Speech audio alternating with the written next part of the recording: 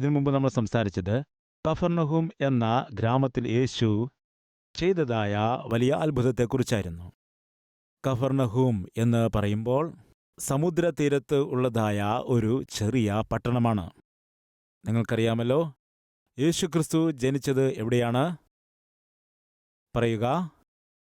ബേത്ലഹേമിൽ ജനിച്ചു. യേശുക്രിസ്തു വളർന്നത് എവിടെയാണ്? നസറേത്തിലാണ് വളർന്നത്. എന്നാൽ യേശുക്രിസ്തു തൻ്റെ ശുശ്രൂഷ ഏറ്റവുമധികം ചെയ്തത് എവിടെയാണ്?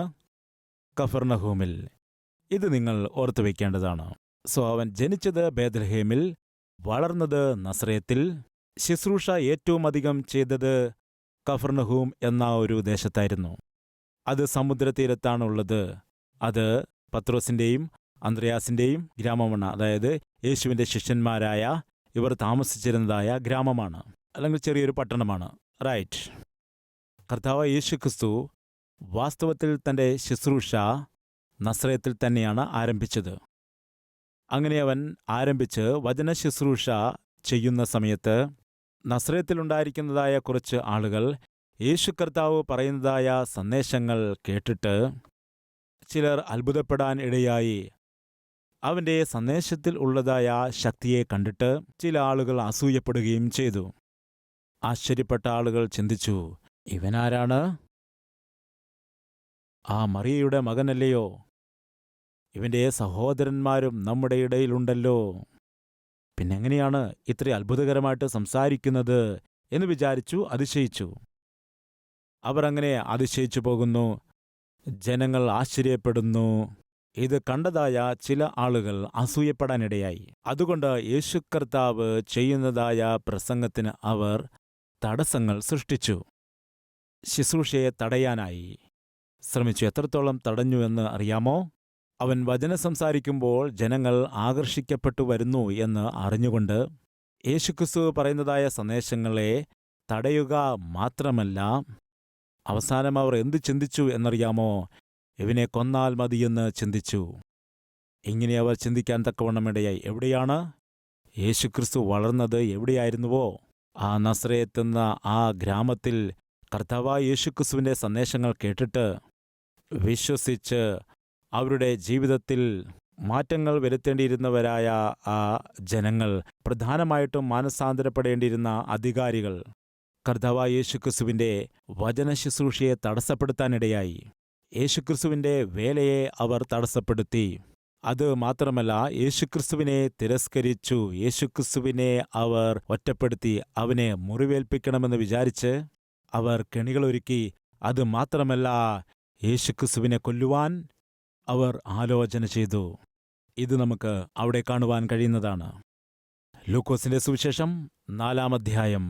എന്തുകൊണ്ടാണ് യേശുക്രിസ്തു നസറേത്ത് വിട്ടിട്ട് കഫർനഹൂമിലേക്ക് എന്തുകൊണ്ടാണ് പോകേണ്ടി വന്നത്? അല്ലെങ്കിൽ എന്തുകൊണ്ടാണ് കഫർനഹൂം ശുശ്രൂഷയുടെ കേന്ദ്രമായി തിരഞ്ഞെടുക്കപ്പെട്ടത്? അതിൻ്റെ ഒരു കാരണം നമ്മൾ കഴിഞ്ഞ ദിവസം ചിന്തിച്ചതാണ്. ആ ഒരു കാരണം എന്താണെന്ന് വെച്ചാൽ, കഫർനഹൂം എന്നത് സമുദ്ര തീരത്തുള്ളതായ ഒരു പട്ടണമാണ്. ആ ഒരു പട്ടണത്തിൽ തന്നെ യേശുവിൻ്റെ ശിഷ്യന്മാരിൽ 7 പേർ മീൻപിടുത്തക്കാരായിരുന്നവർ അവിടെയുണ്ട്. അതേ കഫർനഹൂമിൽ തന്നെ പത്രോസിൻ്റെ സഹോദരനായ അന്ത്രയാസിൻ്റെയും ഇവരുടെ ഭവനങ്ങളുണ്ട്. അവർ യേശുക്രിസ്തുവിനെ സ്നേഹിക്കുന്നു, ശുശ്രൂഷയിൽ സഹായിക്കുന്നു, അതുപോലെ യേശുവിൻ്റെ ശിഷ്യന്മാരായിട്ട് അവനെ അനുഗമിക്കുന്നു. കഫർനഹൂമിൽ കർത്താവ് യേശുക്രിസ്തുവിൻ്റെ ശുശ്രൂഷയ്ക്ക് അനുകൂലമായിട്ടുള്ള ഒരു അന്തരീക്ഷം അവിടെയുള്ളതുകൊണ്ടാണ് യേശുക്രിസ്തു അവിടേക്ക് പോയത്. അതാണ് ഒരു കാരണം. രണ്ടാമത്തെ കാരണം നിങ്ങളുടെ മുമ്പിലേക്ക് കൊണ്ടുവരികയാണ്. ലൂക്കോസിന്റെ സുവിശേഷം 4-ാമത്തെ അധ്യായം 20-ാമത്തെ വാക്യം. പിന്നെ അവൻ പുസ്തകം മടക്കി ശുശ്രൂഷക്കാരന് തിരികെ കൊടുത്തിട്ട് ഇരുന്നു. പള്ളിയിലുള്ള എല്ലാവരുടെയും കണ്ണ് അവങ്കൽ പതിഞ്ഞിരുന്നു. അവൻ പുസ്തകം തുറന്നു വായിച്ചപ്പോൾ ഏതു വാക്യമാണ് വായിച്ചത്? നമുക്ക് 16-ാമത്തെ വാക്യം കൂടി വായിക്കാം. അവൻ വളർന്ന നസറേത്തിൽ വന്നു. എവിടേക്കാണ് അപ്പോൾ വന്നിരിക്കുന്നത്? നസറേത്തിലേക്ക് വന്നു. ശബ്ബത്തിൽ തൻ്റെ പതിവ് പോലെ പള്ളിയിൽ ചെന്ന് വായിപ്പാൻ എഴുന്നേറ്റ് നിന്നു. യേശുക്രിസ്തു ഈ ഭൂമിയിൽ ആയിരുന്നപ്പോൾ ദൈവപുത്രൻ, സാക്ഷാത് ദൈവമാണവൻ. അങ്ങനെ ആയിരുന്നപ്പോഴും മനുഷ്യൻ ദൈവത്തിൻ്റെ സന്നിധിയിൽ വന്ന് ആരാധിക്കുവാനായി നിർമ്മിച്ചിരുന്നതായ പള്ളിയിലേക്ക് അവൻ പതിവ് പോലെ കടന്നു വരുമായിരുന്നു എന്ന് കാണുന്നു. ശബത്ത് നാളിൽ നിശ്ചയമായിട്ടും യേശുക്രിസ്തു മുടക്കം വരുത്താതെ ദൈവത്തിൻ്റെ ആലയത്തിലേക്ക് ചെന്നിട്ട് പ്രാർത്ഥിക്കുന്നതും അതുപോലെ വചനം ധ്യാനിക്കുന്നതും കാണാം. കർത്താവ് യേശുക്രിസ്തു ഇത് നിശ്ചയമായും പാലിച്ചിരുന്നു. സഭയെ മുടങ്ങാതെ ദൈവത്തിൻ്റെ ആലയത്തിൽ വരുന്നത്, മുടങ്ങാതെ ദൈവത്തിൻ്റെ ആലയത്തിൽ വന്ന് ദൈവത്തെ സ്തുതിക്കുന്നത്, വചനം ധ്യാനിക്കുന്നത്, ദൈവത്തെ ആരാധിക്കുന്നത്, ദൈവത്തോട് പ്രാർത്ഥിക്കുന്നത്, ഇതെല്ലാ ക്രിസ്ത്യാനികളും ചെയ്യേണ്ടത് അത്യാവശ്യമാണ്. ഇത് ദൈവം നമുക്ക് ഏൽപ്പിച്ചിരിക്കുന്ന ഒരു ഉത്തരവാദിത്തമാണ്. കർത്താവ് തന്നിരിക്കുന്ന ഒരു കൽപ്പനയാണ്. യേശുക്രിസ്തു തന്നെ മുടങ്ങാതെ ദൈവത്തിൻ്റെ സന്നിധിയിൽ വന്നിട്ട് അവൻ ആലയത്തിൽ വന്ന് ദൈവത്തോട് പ്രാർത്ഥിക്കുന്നത്, ആരാധിക്കുന്നത്, പുസ്തകങ്ങൾ വായിക്കുന്നത്, ധ്യാനിക്കുന്നതെല്ലാം കാണാൻ കഴിയും. കർത്താവിൻ്റെ മക്കളായി, ദൈവത്തിൻ്റെ മക്കളായ നമ്മളും മുടങ്ങാതെ പതിവായിട്ട് ദൈവസന്നിധിയിലേക്ക് വരണം. യേശുക്രിസ്തു നസറേത്തിലേക്ക് വന്നു. മുടങ്ങാതെ അവൻ ആലയത്തിലേക്ക് വരികയും അവൻ വചനം വായിക്കുകയും ദൈവത്തെ ആരാധിക്കുകയും ചെയ്തു. ആ ദിവസം അവൻ വചനം വായിച്ചപ്പോൾ അവൻ വായിച്ചതായ ലേഖനഭാഗം ഏതാണെന്ന് നോക്കുമ്പോൾ അതിൽ യേശുവിനെക്കുറിച്ച് പറയുന്നുണ്ട്. ആ ലേഖനഭാഗം ഏതായിരുന്നു? ലൂക്കോസിന്റെ സുവിശേഷം 4-ാം അധ്യായത്തിൽ കാണാൻ കഴിയുന്നു. യെശയ്യാ പ്രവാചകന്റെ പുസ്തകം അവന്റെ കൈകളിലേക്ക് കൊടുത്തു. അപ്പോൾ ഇന്ന് നമ്മുടെ കൈകളിൽ ഇരിക്കുന്നതായ ഈ വിശുദ്ധ വേദപുസ്തകം, അതായത് 66 പുസ്തകങ്ങളുള്ളതായ ഈ പുസ്തകം ആ കാലത്തില്ലായിരുന്നു. യെശയ്യാവിൻ്റെ പുസ്തകം, യിരെമ്യാവിൻ്റെ പുസ്തകം, അല്ലെങ്കിൽ ന്യായപ്രമാണങ്ങൾ, ഇങ്ങനെയുള്ള പുസ്തകങ്ങളായിരുന്നു. അതിനുശേഷം കാലക്രമേണയായിട്ട് വിശുദ്ധ വേദപുസ്തകം 66 പുസ്തകങ്ങൾ ഒരുക്കപ്പെടാനിടയായി. അന്ന് യേശുവിൻ്റെ കയ്യിലേക്ക് യെശയ്യാവിൻ്റെ പുസ്തകം കൊടുത്തു. അവന് ലഭിച്ചതായ യെശയ്യാവിൻ്റെ പുസ്തകം അവൻ തുറന്നപ്പോൾ, അവൻ ആ പുസ്തകം തുറന്നപ്പോൾ അവൻ്റെ കൺമുൻപിൽ കണ്ടതായ വചനഭാഗം അവൻ വായിച്ചു. എന്താണത്? ദരിദ്രന്മാരുടെ സുവിശേഷം അറിയിപ്പാൻ കർത്താവ് എന്നെ അഭിഷേകം ചെയ്യുകയാൽ അവൻ്റെ ആത്മാവ് എൻ്റെ മേൽ ഉണ്ട്. ബദ്ധന്മാർക്ക് വിടുതലും കുരുടന്മാർക്ക് കാഴ്ചയും പ്രസംഗിപ്പാനും പീഡിതന്മാരെ വിടുവിപ്പാനും കർത്താവിൻ്റെ പ്രസാദവർഷം പ്രസംഗിപ്പാനും എന്നെ അയച്ചിരിക്കുന്നു. എന്താണ് കാണുന്നത്? എന്നെ അയച്ചിരിക്കുന്നു എന്ന് എഴുതിയതായ സ്ഥലം കണ്ടു. അതായത് അവന് യെശയ്യാവിൻ്റെ പുസ്തകത്തെ കൊടുത്തപ്പോൾ യെശയ്യാവിൻ്റെ പുസ്തകം ഈ രീതിയിൽ നിവർത്തി. അങ്ങനെ നിവർത്തിയപ്പോൾ ഇതാ ഈ വചനഭാഗം കൃത്യമായിട്ട് യേശുവിനെ ഈ ലോകത്തിലേക്ക് എന്തിനാണ് അയച്ചിരിക്കുന്നതെന്ന് പറയുന്നതായ ലേഖനഭാഗം അവിടെ യേശുക്രിസ്തു കണ്ടു. അത് വായിച്ചു. ശരി, അവൻ പുസ്തകം മടക്കി ശുശ്രൂഷക്കാരന് തിരികെ കൊടുത്തു. അവിടെ ഇരുന്നു. അവനവരോട്, ഇന്ന് നിങ്ങൾ എൻ്റെ വചനം കേൾക്കയിൽ ഈ തിരുവെഴുത്തിന് നിവർത്തി വന്നിരിക്കുന്നു എന്ന് പറഞ്ഞു തുടങ്ങി. ശ്രദ്ധിക്കൂ, അവൻ അവിടെ ഇരുന്നതായ ആളുകളോട് പറയുകയാണ്, തിരുവെഴുത്തിൽ പറയുന്നതായ ഈ വചനഭാഗം നിറവേറിയിരിക്കുന്നു. ആരിലാണ്? കർത്താവായ യേശുക്രിസ്തുവിൽ അത് നിറവേറിയിരിക്കുന്നു എന്ന് പറഞ്ഞു. അതായത് കർത്താവായ യേശുക്രിസ്തു ഇവിടെ പറയുകയാണ്, യെശയ്യാവ് ആരെക്കുറിച്ചാണോ എഴുതിയിരിക്കുന്നത്? കർത്താവിൻ്റെ ആത്മാവ് എൻ്റെ മേലിരിക്കുന്നു, ദരിദ്രന്മാരുടെ സുവിശേഷം അറിയിപ്പാൻ, ബദ്ധന്മാർക്ക് വിടുതൽ കൊടുക്കുവാൻ, കുരുടന്മാർക്ക് കാഴ്ചയും പ്രസംഗിപ്പാനും ഞാൻ അയക്കപ്പെട്ടിരിക്കുന്നു എന്ന് യെശയ്യാവ് ആരെക്കുറിച്ചാണോ എഴുതിയത്? അത് ഞാനാണ്. എൻ്റെ ജീവിതത്തിൽ കൂടി അത് നിറവേറിയിരിക്കുന്നു എന്ന് അവരോട് ഉപദേശിക്കുവാനിടയായി. 22-ാമത്തെ വാക്യം, എല്ലാവരും അവനെ പുകഴ്ത്തി. അവൻ്റെ വായിൽ നിന്ന് പുറപ്പെടുന്നതായ ലാവണ്യ വാക്കുകൾ നിമിത്തമായി അവർ ആശ്ചര്യപ്പെട്ടു. ഇവൻ യോസേഫിൻ്റെ മകനല്ലയോ എന്ന് പറഞ്ഞു. അവൻ അവരോട്, വൈദ്യ, നിന്നെ തന്നെ സൗഖ്യമാക്കുക എന്നുള്ള പഴഞ്ചൊല്ലും കഫർന്നഹൂമിൽ ഉണ്ടായി. കേട്ടത് എല്ലാം ഈ നിന്റെ പിതൃനഗരത്തിലും ചെയ്യുക എന്നും നിങ്ങൾ എന്നോട് പറയും നിശ്ചയം എന്ന് പറഞ്ഞു. അതിനുശേഷം കർത്താവ് അവരോട് പറയുകയാണ്, ഒരു പ്രവാചകനും തൻ്റെ പിതൃനഗരത്തിൽ സമ്മതൻ അല്ല എന്ന് ഞാൻ സത്യമായിട്ട് നിങ്ങളോട് പറയുന്നു എന്ന് പറഞ്ഞു. യേശു കർത്താവ് അത്ഭുതകരമായ സന്ദേശങ്ങൾ കൊടുക്കുന്ന സമയത്ത് ജനം അവൻ്റെ സന്ദേശങ്ങൾ കേട്ട് ആകർഷിക്കപ്പെട്ടു. അവർ അതിശയപ്പെട്ടു. ഇവർ യോസേഫിന്റെ മകനല്ലേ? നസ്രയത്തിലാണല്ലോ അവൻ വളർന്നത്. യോസേഫിന്റെ വീട്ടിൽ അവന്റെ മകനായിട്ട് തന്നെ വളർന്നല്ലോ. അതുകൊണ്ട് യോസേഫിന്റെ മകനായിട്ട് തന്നെയാണ് വിളിക്കപ്പെട്ടത്. അതായത് മറിയ, യോസേഫ്, മറിയ അമ്മ. യോസേഫ് ജനിപ്പിച്ചില്ല എങ്കിലും പിതാവിന്റെ കടമ ഏറ്റെടുത്തുകൊണ്ട് യേശുവിനെ വളർത്തിയതുകൊണ്ട് യോസേഫിന്റെ മകനല്ലയോ? എന്നിട്ടും അത്ഭുതകരമായി ഉപദേശിക്കുന്നുവല്ലോ. ഇത്ര ലാവണ്യമായിട്ടാണ് സംസാരിക്കുന്നത്. അവൻ സംസാരിക്കുമ്പോൾ അവന്റെ വാക്കുകളിൽ ദയയും സ്നേഹവും കരുണയും എല്ലാം ആഴമായി വെളിപ്പെടുന്നു. അവ നമ്മുടെ ഹൃദയത്തിലേക്ക് പതിക്കുന്നു എന്ന് പറഞ്ഞുകൊണ്ട് ജനങ്ങളെല്ലാം അവന്റെ വാക്കുകൾ കേട്ടുകൊണ്ട് അതിശയിച്ച സമയത്ത്, വാക്യം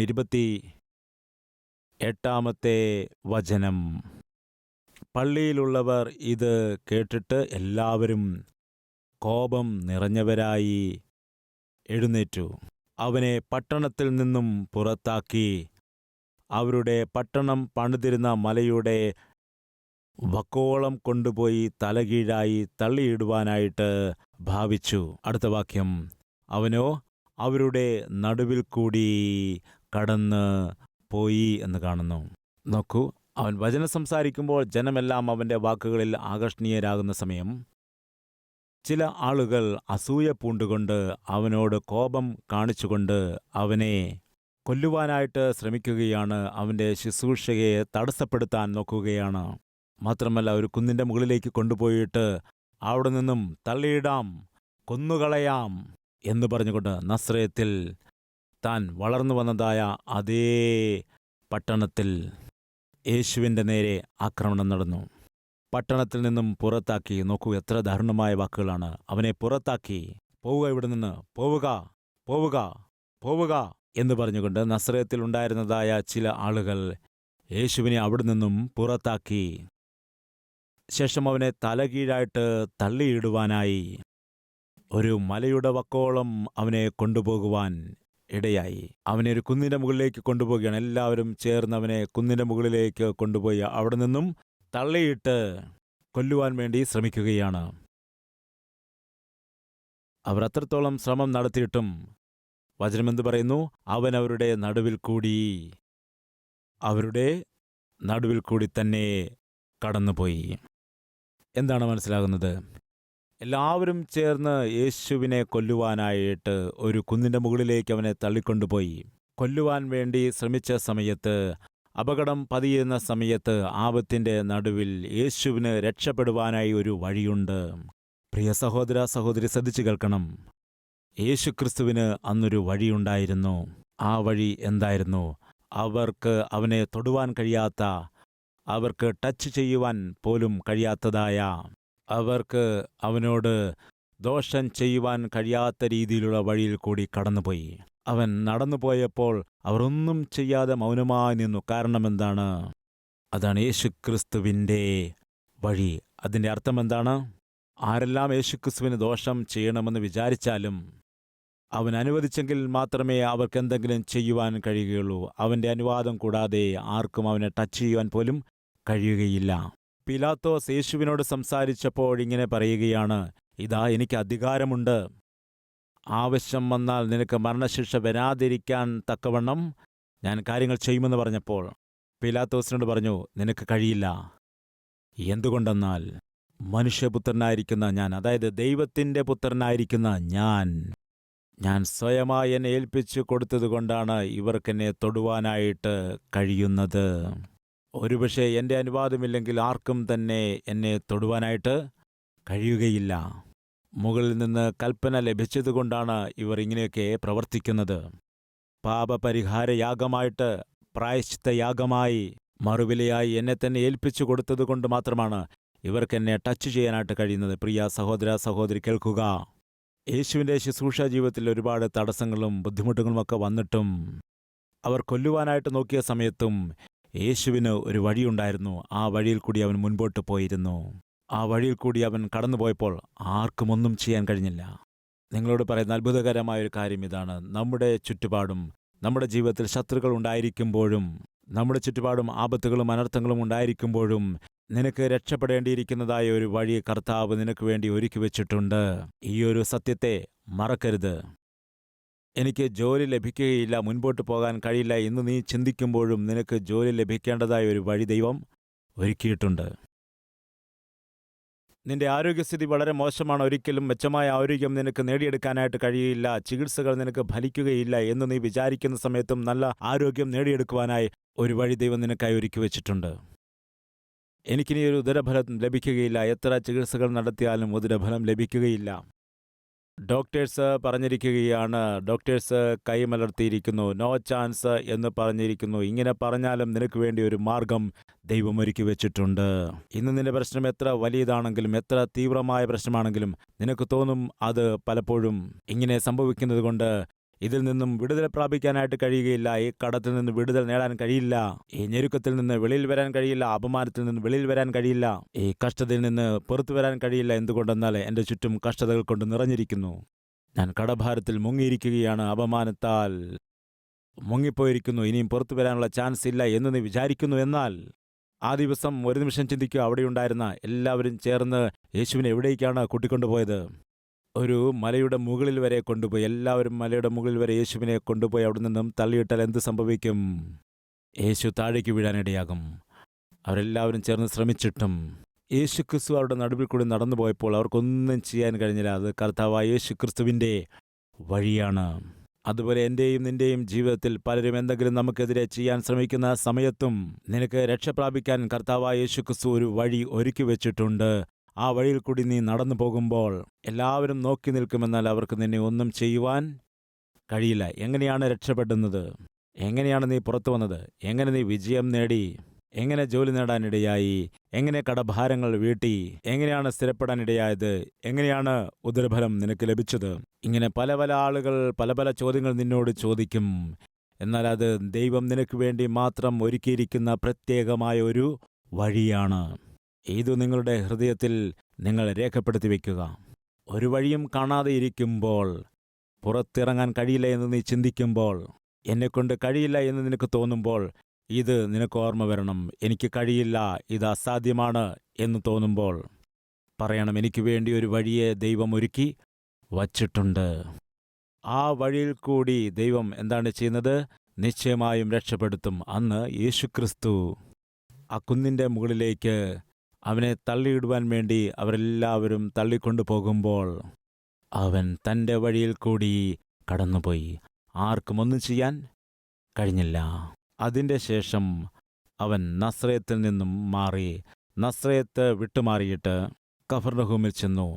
അതിനുശേഷം എന്താണുള്ളത് വായിക്കാം. 4-ാമത്തെ അധ്യായം 31-ാമത്തെ വാക്യം വായിക്കാം. അനന്തരം അവൻ ഗലീലയിലെ ഒരു പട്ടണമായ കഫർനഹൂമിൽ ചെന്നു ശബ്ബത്തിൽ അവരെ ഉപദേശിച്ചു പോന്നു. എവിടെയാണ് അനന്തരം അവൻ? ഗലീലയിലെ ഒരു പട്ടണമായ കഫർനഹൂമിൽ ചെന്ന് ശബ്ബത്തിൽ അവരെ ഉപദേശിച്ചു പോന്നു. ഒരു വശത്ത് ഞാൻ നിങ്ങളോട് ബൈബിൾ ഉപദേശിക്കുമ്പോഴും നിങ്ങളുടെ വിശ്വാസത്തെ വർദ്ധിപ്പിക്കുവാൻ ഉതകുന്ന ശക്തമായ സന്ദേശങ്ങൾ പറയുമ്പോഴും ശ്രദ്ധിക്കണം. അതേസമയത്ത് യേശുക്രിസ്തു ഈ ഭൂമിയിൽ തൻ്റെ ശുശ്രൂഷ ചെയ്ത സമയം അവൻ എങ്ങനെയാണ് ഓരോരോ ചുവടുവെച്ച് മുൻപോട്ട് പോയത്? അവൻ്റെ ശുശ്രൂഷ ജീവിതം എങ്ങനെയാണ് മുൻപോട്ട് കൊണ്ടുപോയത്? ശുശ്രൂഷകളിൽ എന്തെല്ലാം തടസ്സങ്ങൾ വന്നുപെട്ടു? ഇവ നിങ്ങൾക്ക് മനസ്സിലാകത്തക്ക രീതിയിൽ പറയുകയാണ്. ഒന്നാമതായിട്ട് അവൻ ബേത്ലഹേമിൽ ജനിച്ചിട്ടും നസ്രയത്തിൽ തന്നെ അവൻ വളർന്നിട്ടും അവിടെയുണ്ടായിരുന്നതായ ആളുകൾക്ക് അവൻ ചെയ്തതായ അത്ഭുതങ്ങൾ കണ്ട് സഹിക്കവയ്യാതെ ചിലർ അവൻ്റെ വിലയെയും അവൻ്റെ പ്രസംഗത്തെയുമൊക്കെ ബഹിഷ്കരിക്കുകയും അവന് ജീവഹാനി വരുത്തുവാനായി ശ്രമിച്ചപ്പോഴും യേശുക്രിസ്തുവിന് ഏൽപ്പിച്ചതായ ശുശ്രൂഷയെ മാത്രം അവൻ വിട്ടുമാറിയില്ല.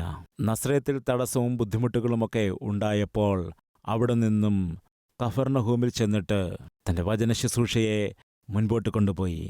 സഹോദര സഹോദരി, ഇന്ന് നീ തള്ളപ്പെട്ട് കിടക്കുന്ന ഒരു വ്യക്തിയാണോ? നിന്റെ ആളുകൾ തന്നെ നിന്നെ നിന്ദിക്കുന്നുണ്ടോ?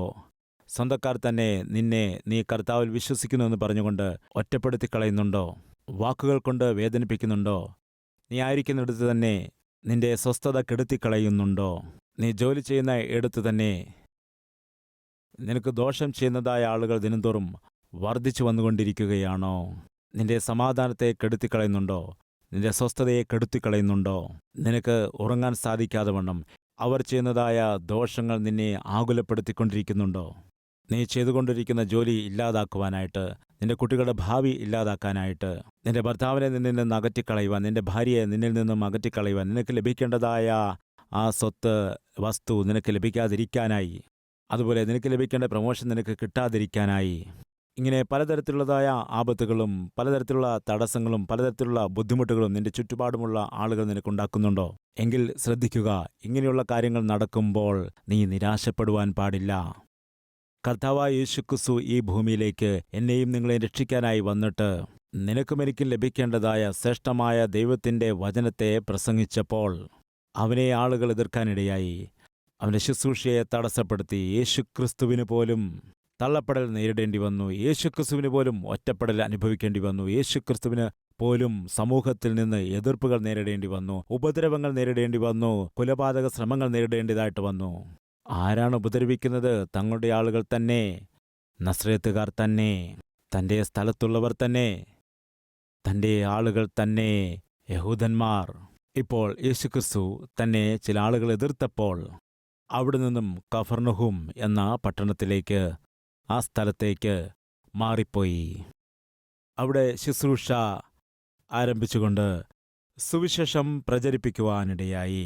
ഇന്ന് നമ്മുടെ ഇടയിൽ ചിലർക്കുള്ള ബുദ്ധിമുട്ട് എന്താണെന്ന് വെച്ചാൽ, ദേവദാസ, വെളിയിലുള്ള ആളുകൾ എന്ത് പറഞ്ഞാലും ഞാൻ അത്ര പരിഗണിക്കില്ല, എന്നാൽ എൻ്റെ സ്വന്തം ആളുകൾ എനിക്കെതിരെ പറയുമ്പോൾ സഹിക്കാൻ കഴിയുന്നില്ല. എൻ്റെ വീട്ടിലുള്ള ആളുകൾ തന്നെ ഇഷ്ടമുള്ളതുപോലെ എന്നെ അപമാനിക്കുന്ന സമയത്ത് അതെനിക്ക് സഹിക്കാൻ കഴിയുന്നില്ല. ഞാൻ സ്നേഹിക്കുന്ന ആളുകൾ തന്നെ, എന്നോടൊപ്പം വളർന്ന ആളുകൾ തന്നെ, എൻ്റെ രക്തബന്ധമുള്ളവർ തന്നെ എന്നെ അവഗണിച്ച് സംസാരിക്കുമ്പോൾ എനിക്കത് താങ്ങാനായിട്ട് കഴിയുന്നില്ല. എങ്കിൽ കേൾക്കുക പ്രിയ സഹോദര സഹോദരി, നിനക്ക് താങ്ങാൻ കഴിയുന്നില്ല, സഹിക്കാൻ കഴിയുന്നില്ല. നിന്റെ ആളുകൾ തന്നെ, നിന്റെ ബന്ധുക്കൾ തന്നെ, നിന്റെ കൂടപ്പിറപ്പുകൾ തന്നെ നിനക്കെതിരെ സംസാരിക്കുമ്പോൾ നിനക്ക് താങ്ങാൻ കഴിയുന്നില്ല എന്ന് നീ പറയുന്നുവല്ലോ. എങ്കിൽ യേശുക്രിസ്തുവും അതേ വഴിയിൽ കൂടി തന്നെയാണല്ലോ പോയത്. യേശുക്രിസ്തുവിനെ ആരാണ് ചോദ്യം ചെയ്തത്? യേശുക്രിസ്തുവിനെ ആരാണ് നിന്ദിച്ചത്? തൻ്റെ ആളുകൾ തന്നെ, തന്നോടൊപ്പം വളർന്നവർ തന്നെ, തൻ്റെ ഗ്രാമക്കാർ തന്നെ, തൻ്റെ ആളുകൾ തന്നെ, യഹൂദന്മാർ തന്നെയാണല്ലോ ഇതെല്ലാം ചെയ്തത്. യേശുക്രിസ്തുവിന് തന്നെ ഇങ്ങനെയുള്ള കൈപ്പേറിയ അനുഭവങ്ങൾ നേരിടേണ്ടി വന്നു എങ്കിൽ യേശുക്രിസ്തുവിൻ്റെ മക്കളായിരിക്കുന്ന നമുക്കും അങ്ങനെയുള്ള കൈപ്പേറിയ അനുഭവങ്ങൾ ഉണ്ടാകും. അതുകൊണ്ട് നമ്മുടെ ജീവിതത്തിൽ പ്രതികൂലമായ സാഹചര്യങ്ങൾ ഉണ്ടാകുമ്പോൾ, തടസ്സങ്ങൾ ഉണ്ടാകുമ്പോൾ, സ്വന്തക്കാർ തന്നെ നിന്നെ നിന്ദിക്കുന്ന സമയത്ത്, നിന്റെ ആളുകൾ തന്നെ നിനക്കെതിരായിട്ട് സംസാരിക്കുമ്പോൾ, നിന്നെ തള്ളിപ്പറഞ്ഞുകൊണ്ട് സംസാരിക്കുമ്പോൾ, നിന്നെ കല്ലെറിയുന്നതായ സമയത്ത് നീ ദയവ് ചെയ്ത് ശ്രദ്ധിക്കേണ്ടത്, ഇത് ആത്മീയ ജീവിതത്തിൽ സാധാരണമാണ്. മറ്റുള്ളവർ നിങ്ങളെക്കുറിച്ച് അരുതാത്തത് സംസാരിക്കുമ്പോൾ നിങ്ങൾ എന്താണ് ചെയ്യേണ്ടത്? എന്താണ് പറയുക? നിങ്ങൾ സന്തോഷിക്കുക. സ്വർഗത്തിൽ നിങ്ങളുടെ പ്രതിഫലം വലുതാകൊണ്ട് നിങ്ങൾ സന്തോഷിക്കുവിൻ എന്ന് വിശ്വസിക്കുമെന്ന് കർത്താവ് പറഞ്ഞു. നമുക്ക് പ്രാർത്ഥിക്കാം.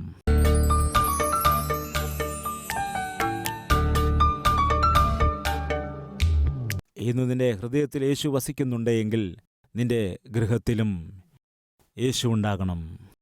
ഒരുപക്ഷെ ഇന്ന് നിന്റെ ഗൃഹത്തിൽ യേശുവില്ല എങ്കിൽ ചോദിക്കുക, ചോദിക്കുക, ചോദിക്കുക, യേശുവേ, എന്നോടൊപ്പം എൻ്റെ ഗൃഹത്തിലേക്കും വരണമേ. എൻ്റെ ഗൃഹത്തിൽ നീ ഇല്ല എങ്കിൽ എന്താണ് പ്രയോജനം? യേശുക്രിസ്തു ഉള്ള ഗൃഹം, ദൈവം വസിക്കുന്ന ഗൃഹമായിട്ട് എൻ്റെ ഗൃഹത്തെ നീ മാറ്റിയെടുക്കണമേ. ആ വീട്ടിൽ സ്നേഹമുണ്ടായിരിക്കണം, ആ വീട്ടിൽ സന്തോഷമുണ്ടായിരിക്കണം, ആ വീട്ടിൽ സമാധാനമുണ്ടായിരിക്കണം. എൻ്റെ വീട്ടിൽ നിന്റെ സാന്നിധ്യമുണ്ടായിരിക്കണം, നിന്റെ ശോഭ ഉണ്ടായിരിക്കണം, നിന്റെ നന്മകളുണ്ടായിരിക്കണം, നിന്റെ ആനന്ദമുണ്ടായിരിക്കണം, ഭൗതികമായ സ്ഥിരത വേണം. എല്ലാം കർത്താവെ നീ നൽകുമല്ലോ. നീ ഞങ്ങളുടെ വീട്ടിലുണ്ടാകണം. കർത്താവ് ഞങ്ങളോടൊപ്പം ഞങ്ങളുടെ വീട്ടിലേക്ക് വരണമേ. ഞങ്ങളുടെ വീട്ടിലേക്ക് വരണമേ. ഞങ്ങളുടെ കുടുംബത്തിലെ ഓരോ വ്യക്തികളുടെ ജീവിതത്തിലും നീ പ്രവേശിക്കണമേ. കർത്താവെ, ഞങ്ങളുടെ കഷ്ടത നീ അറിയുന്നുവല്ലോ. കഴിഞ്ഞ കാലങ്ങളിൽ ഒരുപാട് അത്ഭുതങ്ങൾ നീ ചെയ്തിട്ടുണ്ടല്ലോ, ഇന്നും ചെയ്യുന്നുവല്ലോ, നാളെയും നീ ചെയ്യുമല്ലോ. അതുകൊണ്ട് നിന്നെ സ്തുതിക്കുകയും മഹത്വപ്പെടുത്തുകയും പുകഴ്ത്തുകയും ചെയ്യുകയാണ്. യേശുക്രിസ്തുവിന്റെ നാമത്തിൽ അപേക്ഷിക്കുന്നു പിതാവേ, ആമേൻ.